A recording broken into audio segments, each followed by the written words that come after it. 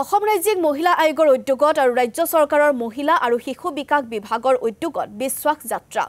মহিলা আয়োগৰ উদ্যোগত 12 নৱেম্বৰত অনুষ্ঠিত হ'ব বাইক ৰেলী গুৱাহাটীৰ সৰুসজাইৰ পৰা পুৱা 7:45 আৰম্ভ হ'ব এই বাইক ৰেলী গুৱাহাটীৰ পৰা নগাঁও মৰিগাঁও কাজিৰঙা গোলাঘাট আৰু যোৰহাটলৈ হ'ব বাইক ৰেলী 4 দিনীয়া কাৰ্যসূচীৰে অনুষ্ঠিত হ'বলগীয়া এই বাইক ৰেলীৰ জৰিয়তে প্ৰচাৰ কৰা হ'ব মহিলা আয়োগৰ কৰ্ম সন্দৰ্ভত সজাগতা আঙুলতা ডেকাৰ নেতৃত্বত 10 গৰাকী মহিলা আৰু 5 গৰাকী পুৰুষে চলাব বাইক লগতে অনুষ্ঠিত হ'ব সজাগতা সভা পিছপৰা গাঁৱত সজাগতা সৃষ্টিৰ বাবে গ্ৰহণ কৰা হ'ব প্ৰচেষ্টা মহিলা আৰু যুৱতীসকলৰ বাবে নতুনকৈ উপলব্ধ হ'ব 181 টোল ফ্ৰী নম্বৰৰ জৰুৰীকালীন সেৱা অভিযোগ দিয়া ব্যক্তিৰ পৰিচয় গোপনে ৰখা হ'ব অসম ৰাজ্যিক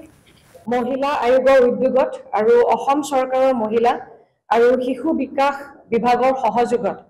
আমি এটি বিশ্বাস যাত্ৰা আমাৰ ট্যাগলাইনটো আছে বিশ্বাস ৰাখক ভৰসা কৰক শীৰ্ষক এটি বাইক ৰেলী আমি আয়োজন কৰিছো অহা 12 নৱেম্বৰত ৰাতিপুৱা 8 বজাত আমি অৰ্জুন ভোগেশ্বৰ ক্ৰিয়া প্ৰকল্পৰ পৰা আমি আৰম্ভ কৰিম ৰাতিপুৱা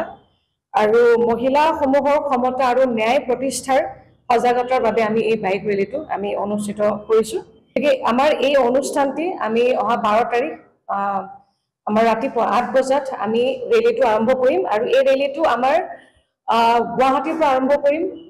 আমাৰ যোৰহাটলৈকে আমাৰ এটা 4 দিনীয়া কাৰ্যসূচী 12 তাৰিখে আমি গুৱাহাটীৰ পৰা আমি মৰিগাঁওলৈকে যাম এই অনুভৱ কৰিলো যে আমাৰ মহিলাসকলৰ সাংবিধানিক যিখিনি আমাৰ অধিকাৰ আছে ভাৰতীয় ন্যায় ব্যৱস্থাত মহিলাসকলৰ যিখিনি